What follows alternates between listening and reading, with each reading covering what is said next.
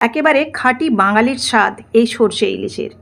খুব কম উপকরণে এবং খুব কম মশলায় এই রেসিপি হয়ে যায়। তো চলুন ঝটপট শুরু করি।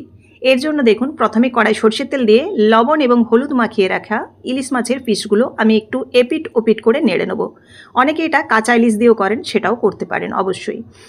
জাস্ট আমি এপিট ওপিট উল্টে নিয়েছি, ব্যাস। এটাকে কিন্তু কড়া করে ভাজবো না।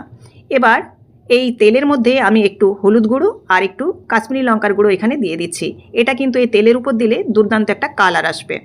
এবার দেখুন সর্ষে বাটা দিয়ে দিলাম। সর্ষেটা কাঁচা লঙ্কা এবং খুব সামান্য লবণ দিয়ে বেটে নিয়েছিলাম এবং ছেঁকে নিয়েছি, ছেঁকে জলটা ব্যবহার করলাম।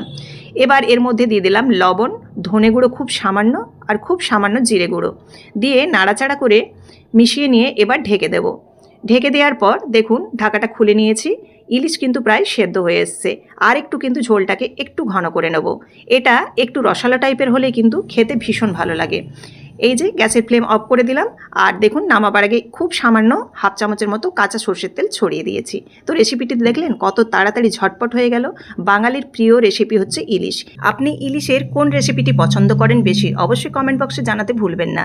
ভালো লাগলে অবশ্যই লাইক, কমেন্ট এবং বন্ধুদের মাঝে শেয়ার করে দেবেন। অবশ্যই চ্যানেলটিকে সাবস্ক্রাইব করে পাশে থাকুন নিত্য নতুন রেসিপির জন্য।